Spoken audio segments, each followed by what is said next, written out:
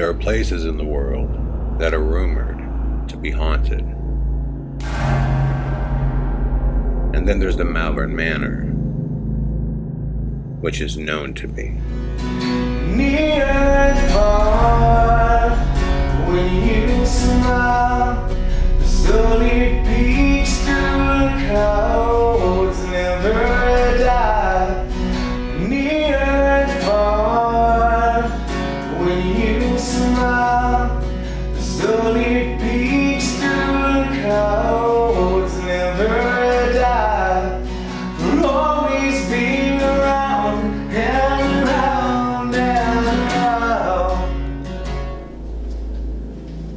I'm gonna go ahead and put down the guitar, and I'm gonna ask you if you could please sing for me. Can you sing?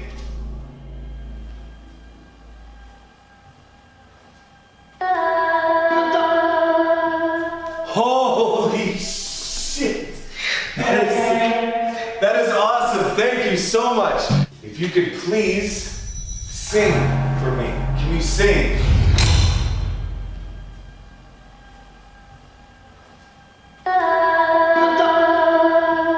Holy shit! That is awesome. Thank you so much. Join me, Chad Calek, along with guest investigator Heather Taddy, on December 2nd and 3rd, as we spend back-to-back nights investigating the haunted Malvern Manor, as featured in my forthcoming docuseries, A House in the Harbinger Kingdom. Only 30 tickets are being offered to this special event, which tickets are on sale right now. To get yours while they last, visit www.aghtelevision.com.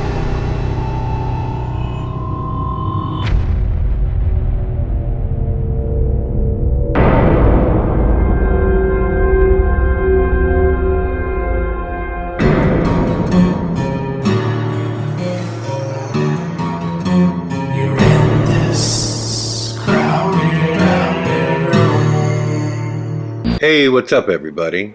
Chad Calek here, and welcome back to the In a Crowded Room podcast, where I am happy to be back. As you guys know, I've been working my butt off on a lot of things behind the scenes, and there's a lot of stuff that's been going on that I'm still documenting actually, and I'll be able to talk about it later. But what I'm really excited about right now, as you guys just saw, we are finally getting back to live events, in which this one is going to be really, really cool. December 2nd and 3rd, you're going to spend a weekend with me in the Harbinger Kingdom at the incredibly haunted Malvern Manor. If you guys haven't been to this place, I'm telling you, it is off the hook.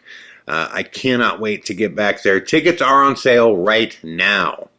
If you look in the description box, you can click on the link. They will take you right there. There are only 30 tickets available. Get them while they last. It will go quickly. I cannot wait. And my good friend, Heather Taddy, as you guys see. Heather Taddy will be joining us as well. If you were a fan of Paranormal State, you know Heather from Paranormal State. She's also on Portals to Hell, and she also did Alien Highway as well, too. So always a pleasure to have Heather join us. She's an incredible investigator, and she's also in A House in the Harbinger Kingdom, which the last thing I'm going to say about this event is that everybody there is also going to get a sneak peek of my forthcoming docuseries. So super excited about that, but let's get into the podcast right now. We are going to do something, once again, that I enjoyed last time, which is I'm always asked to review footage, and I always look for things that are really cool. Now, the last time I did this, which was the first time that I did this, which is several podcasts ago, if you look back in the upload chain, you'll see the link where it's at. I posted a clip, and what I said about the clip was, and it holds true for this clip that I'm about to review as well, which is, there's no way for me to say for sure if something is real or if it's not real. I just want to stress that again. What I'm looking at is what is in the footage. Is it enticing enough that I would want to go investigate that place or that event? Also, keep in mind, and I just need to remind you guys of this because 99% of everybody totally got it and understands this, but there's always that 1% of people that are like, oh, look at that, dude, I could have faked that, I could have faked this, I could have faked that. And look, things can be faked, right? Things can be faked. We can fake transformers. By the way, if you hear any beeping, there's construction going on outside right now. But the argument of can something be faked? James Randi made a career out of saying because he's a magician and he could find a way to fake things that equates to what's on footage is fake because I can find a way to fake it. And I completely disagree with that. I think context is what matters more than anything else because everything and anything can be faked. So let's just get that off the board right now. If your response is going to be, I could have faked that, my response would be, I agree with you. Anything and everything can be faked. So again, I just look for context, and what I mean is, the information surrounding the clip. What is happening? Who is it happening to? When did it happen? How did it happen? Is the person a magician? Is the person a dentist? Is the person a paranormal investigator? Is their channel a paranormal channel? Things like that. And then above all, the number one thing that I look at is just the human response. I think people can tell liars 10 miles away. That's why, B movies, like shitty movies, like B movies, the reason they're really bad is because there's bad actors. And basically acting is what? It's lying, right? The people that lie the best are great actors, right? I mean, seriously, if you think about it, what is acting?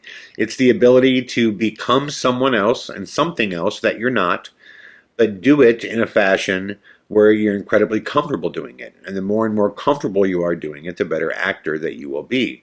It's very much a skill set. And some people are, born as natural actors, the same as there are some athletes that are born natural athletes. But for the most part, I'm just a firm believer that when it comes to truth, people can pick it out, right? Look at Amber Heard and Johnny Depp, which, by the way, I have a Q&A episode coming up, and everybody in the world has asked me questions about Amber Heard and Johnny Depp. And I didn't want to make a podcast about it when everybody and their brother was making a podcast about it. I wanted to have some time to really get my thoughts together. And I will address that coming up because I think I viewed that whole thing, from the responses I saw, I think I viewed that whole thing a bit different than other people. Okay, so back to, I got sidetracked thinking about that. But that is what I look for the most when I watch these videos. By the way, if I have a little lisp again, I'm back into the dentist chair and they're doing some work right now. So hopefully that'll all be fixed up soon. But someone's personality, that's it. Like you can tell in responses, you can tell when someone is trying to be deceptive. One of the biggest things you can tell is overacting. Like whenever I watch a video and like something paranormal happens and someone just screams and goes firing down the hallway and they're just got blood curdling volume coming from them. It's just, rarely do I see that as real. You want to know what real terror sounds like when you're completely freaked out of your mind and you're truly scared? You want to know what it sounds like? It's silent. When people get truly freaked out, they pause. They get real silent and their mind starts going to work on them. Usually the, loud freak out happens, a little bit later, but almost in every case that either I've been scared or I've seen other people truly terrified, they get real quiet. And because the mind's trying to figure out what is going on. It's not just going straight to a freak out. The mind is trying to do its job, which is to make sense of the events that are going on in front of you. So I always look at that first when I'm watching people's responses. I've seen clips of guys that have this clip I couldn't stand. I think it's totally fake. It came out 4 or 5 years ago and it went viral. And it was of this door handle shaking. And this guy was breathing like he was having a friggin' orgasm. Like he was going, oh God, look at the door. Like I've never been around one person in my life who acted that way to something paranormal going on. So yeah, context is everything. Context. You can fake anything. Keep that in mind, and then context. Okay. Having said that, I've gotten this clip from a lot of people, and it's just something that I find myself watching over and over again because it's truly fascinating. And again, the context to it is fascinating. The clip, I'm just going to play it for you here first, and then we'll talk about it afterwards, okay? So just check out what happens here. Nuke, again, who, by the way, I love Nuke. I love his narration skills. He included this in one of his many videos. And this is how it was last submitted to me. I got the actual clip by itself sent to me a bunch of times too, but the last time it was sent to me, it was sent through this Nuke clip. So I'll include Nuke's narration as well. And again, I think Nuke's awesome. He's not always right, but he's awesome. But anyways, check this out right now. Here we go. 11 years ago, Tony Noguera recorded a short video of his son Elijah dancing to a Green Day song that was playing on their TV. He uploaded the video to his YouTube channel, and for years the video went mostly unnoticed. That is, until Tony's footage was shared on Reddit and hundreds of Reddit users agreed on one thing. There's something truly bizarre going on in this video. Dance. Dan, look at Elijah. Go like this. Elijah. Hey, like this. Elijah, look it. Hey. Elijah, go like this.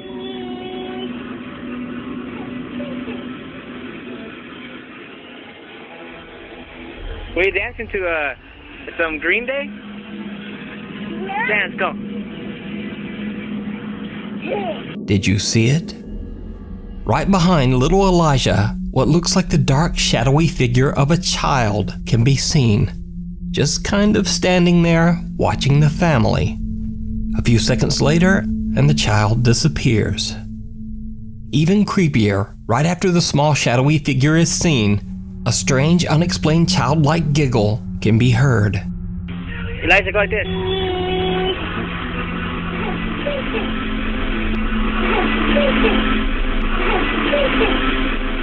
Now, I reached out to Tony Noguera personally, and he says that he has no idea who or what this unexplained figure might be. But he says his house does have a very creepy history. Tony's house is inside a gated community in Reno, Nevada, and the property on which the neighborhood was built used to be an old graveyard back in the 1960s. So could this creepy apparition be the ghost of a child buried on the community grounds long ago? Let me know what you think down in the comments. So that's the clip, guys. Very interesting from a review standpoint. There's a lot of things about this that I like. First and foremost, it's old, right? The further we go back, the less tools that are available for people to fake things. Now, this was, anything that's 10 years ago, you could still Photoshop things. You could still, use editing software to do things at home. But it was a much more difficult process back then.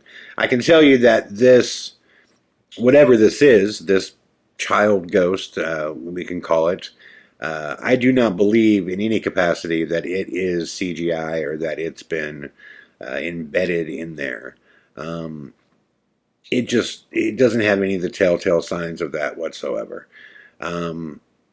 There are ways that it could have been done. It appears as though there's a hallway that leads into where this, child ghost is. But no one else responds to it. What's really interesting is the child aspect. If you've ever been around children, I've been around multiple children that have seen things, and starting with my daughter, and it freaked me out the first time. There's a long history in the building that I live in, and supposedly there was a gentleman who died when building it, and he was in his teens, not like a child, but he was younger. And it started one day where, Gracie was hanging out, and then just out of the blue, she was watching Frozen, and then out of the blue, she just walked into the kitchen, and starts having a full-on baby talk conversation facing the wall. And I'm like, what are you doing? And I'm just standing. I literally say to Gracie, what are you doing? And she just kind of points, and this is just before she could really speak. It was like gibber talk. But I can, if you've been around a baby that does baby talk, they start figuring out half words and things like that. And she just basically was just pointing, basically saying, I'm talking to this person. And I thought, okay, her imagination is just getting the best of her. And then it happened again, but this time she was sitting on the couch, and she was watching TV, but it wasn't one of her like cartoons or anything. It was just normal television. Maybe I was watching, I think. And she hopped up again and went over to the same spot in the kitchen and started having this conversation. And but this time I just watched her. I waited until it was done. And I just said to her, I said, was that the same person? And, she said, yeah. And I was like, this is wild. So then the time that really sold me on it is Gracie used to climb up on top of me, and she'd like turn her head sideways, and I would lay on my back, and she'd put her head down, use like my chin as a pillow, and she would just fall asleep like that. So she was a light sleeper always, but she was asleep, and then out of the blue, she just, huh? I made this like jerking sound, like, huh? Like something like scared her, but she didn't like freak out like she was having a dream. She looked directly to the spot in the kitchen that she always went, and she hopped down as fast as she could, like in a rush, like this, whoever she was talking to was going to be gone soon. And she runs over there and starts having a long conversation. Now she's pointing at me, and she's laughing. In which I basically sat her down, and I was like, hey, are you talking to like a man, or is it a woman? And she was like pointing at me like it was me, and I'm like, is it older like me? And she's like, no. And I'm like, is it younger? Like, is it a boy? And she said younger. She couldn't even mouth out the age. She just said younger.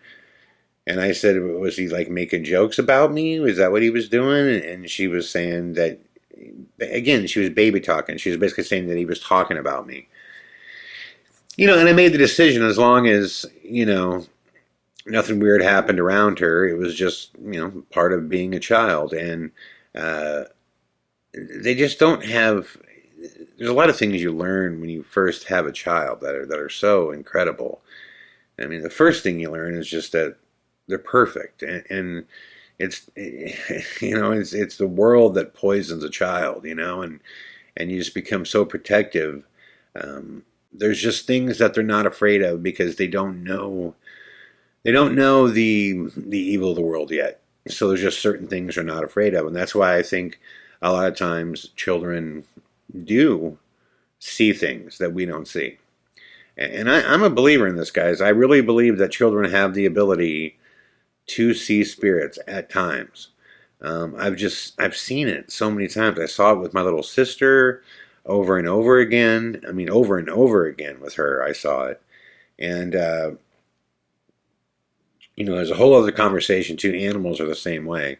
Like if you ever had a puppy or something, like they'll lock onto things they see, and Capone did that a lot too.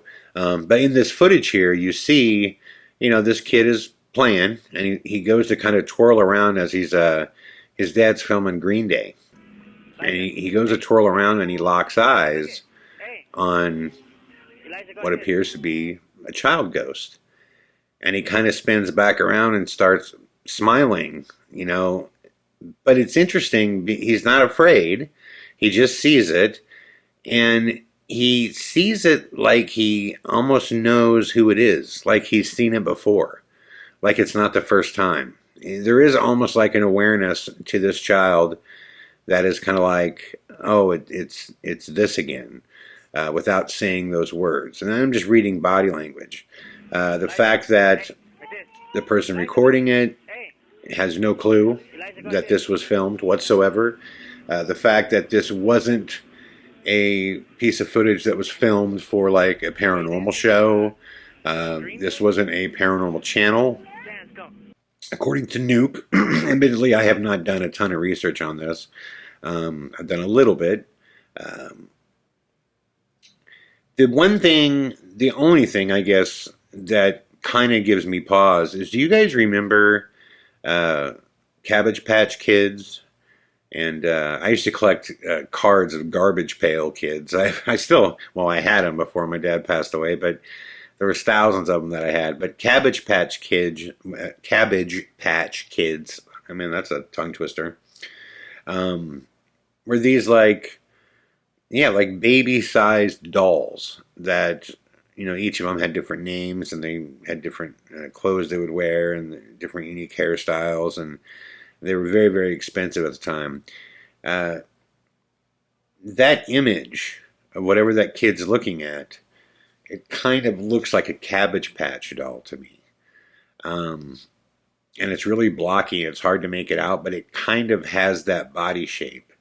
And like I said, because there appears to be a hallway or some kind of black area there, it makes me wonder if someone just held out a Cabbage Patch doll and he saw it, and if it's his, then he would have familiarity with it, and then he would move back around. But the thing about this is, the owner would have just said that, right? Or, well, you assume that he would. Why would he let all these people comment forever on this video about there being a ghost there and just let it go on? Unless he felt it was just funny to let it go on.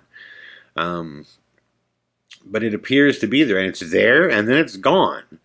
So, to everybody that has sent this to me, my thoughts on it are either someone reached out and held a doll, and it was something intentional, which again, I don't see the purpose in it. This guy didn't go out and present this to the world as a ghost video. He just put it up and other people saw it. Years later, after it was posted, other people saw it. That's what's really interesting too. Or it's a legitimate spirit of some kind that the child sees and the adult doesn't, which that doesn't surprise me at all. This happens a lot in the paranormal. There's many, many cases that I've been on as well too, where the adults in the family will actually look to the child when they're freaked out to see if the child responds first. So they get like a weird feeling. They'll look to the child to see, do they have this feeling? Do they see something? That happens a lot in cases. I would love to interview this boy's father and this boy now to see if this was something later on in their life that continued to happen, or to see if the father does genuinely believe that this was in fact a ghost. Again, the fact that the video was released and then years later people started noticing it and just through word of mouth people started talking about it on Reddit, and then it became like a thing, and at no point did the father come back on and go, oh, it was a joke, we were trying to scare my kid with a doll, or like there's just, I can't see a lot of reasons for doing this unless you wanted people to believe it was a ghost. But then the context, right after it was posted, he didn't do this. He didn't go out and try to prove this was a ghost. In fact, if you look at the original footage, before, see, Nuke lightens this up, by the way, he just blasts the contrast in this, and he light shifts it and brings the highlights way up, so you can see it. In the actual piece of footage, the raw piece of footage that this guy posted, you can barely make this out. Like, I would bet 99 out of 100 people, I bet, would not see that there's something there. What really gives it away is the body language of the child. As he spins around, he clearly captures something that he sees that kind of stops his twirl for a second, and he twirls back around. But ultimately, I think it's an awesome piece of footage. I would love to dig around more with this and find out at least the story to it. What is the final chapter of the legend and lore of what people have called the Green Day Ghost now online, which is very cool name. But I would love to check it out. I would love to know what you guys think. Do you think that this is legitimate? Do you think that children can see spirits?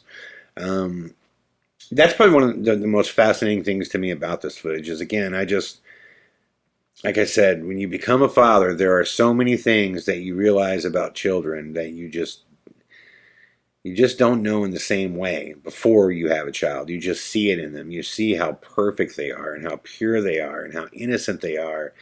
And you know that old saying that ignorance is bliss? Like sometimes if you tell someone they can't do something, then a lot of times they can't because that thought's in their head. But like if you don't tell them that and they don't know, then they can do amazing things. It's kind of like, this is a weird, I guess, thing to compare it to, but like when Mike Tyson was like 13 and 14 years old, he was stepping into rings and he was knocking dudes dead cold, just knocking them clean out that were 22, 24 years old. It was like when he was 13 and 14 going to these smokers and stuff. He didn't know. He just didn't know that he wasn't supposed to be able to do that. He had, Customata in his ear telling him that this was natural, this was normal. The same thing with, until Mike Tyson got knocked out, he didn't know he could get knocked out. And after he got knocked out, it was like the spirit was broke, the will was broke. He had an understanding of that he could get knocked out. And then he got knocked out several times after that. He got beat several times. So it's like the children have that innocence of not knowing. No one's telling them, oh, ghosts are fake. They're not real. You can't see that. They just experience the world. They just experience it for whatever it is. And that's why you get such a defensive stance as a father, is you just wanted to protect. But I think that really plays off in the paranormal. So I could go on about this forever. This is really fascinating stuff to me. But also, before I forget it here, the giggling in this clip, it does not match up with him. His mouth appears to be closed when you hear the giggling, but he's also dancing around. So there is this natural, I naturally want to just say, oh, it's coming from him somehow. And we're just seeing it because both times when the giggle happens, his head is down, but his mouth appears to be shut. So it's one of those things where it doesn't look when you watch it like the giggling is coming from him. It doesn't. But is it possible that it's kind of under his breath? It could be, but it would be loud and kind of weird if it was, because usually with volume, you see it in body language. When you're yelling something or when you're louder or when you're laughing, especially, there's usually, body language that demonstrates that. It's hard to see because he's dancing in a circle. So I would just say the giggling's really interesting. It doesn't appear to be his. Is it possible that it's his? Yes, but I think unlikely. Elijah, go like this.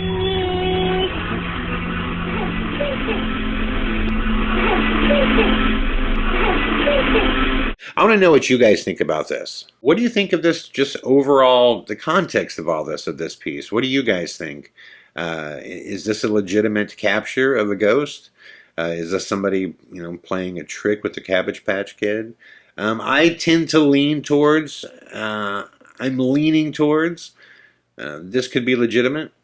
That does not mean that I believe it's legitimate. It means that I would love to go check it out. And if I had the time and the, the ability to go meet with this gentleman and this child who's obviously older now, this is something I would pursue. I would like to know, more about it. So, it's a great piece of footage. Thank you guys for sending it to me. I've probably got this from like 25 people. So thank you all for sending this my way. And those are my 2 cents. It's a really, really cool piece. So having said that, again, guys, tickets are on sale December 2nd and 3rd. The Malvern Manor, myself, Heather Taddy. Man, get your tickets now. Only 30 available. It's going to be an amazing, amazing weekend. The link is in the description box below. Much love and all the best, everybody. I actually recorded 2 additional podcasts already, so those will be coming out this week for sure. And thank you guys for continuing to listen and to support me. Surprisingly enough, as I'm doing all this work on all these films right now, the numbers of the podcast are still going up, which is amazing. So I'm going to do everything I can to get you guys as many podcast episodes as I can. over the next month for sure. So much love, everybody, and I will be back tomorrow with more. All the best.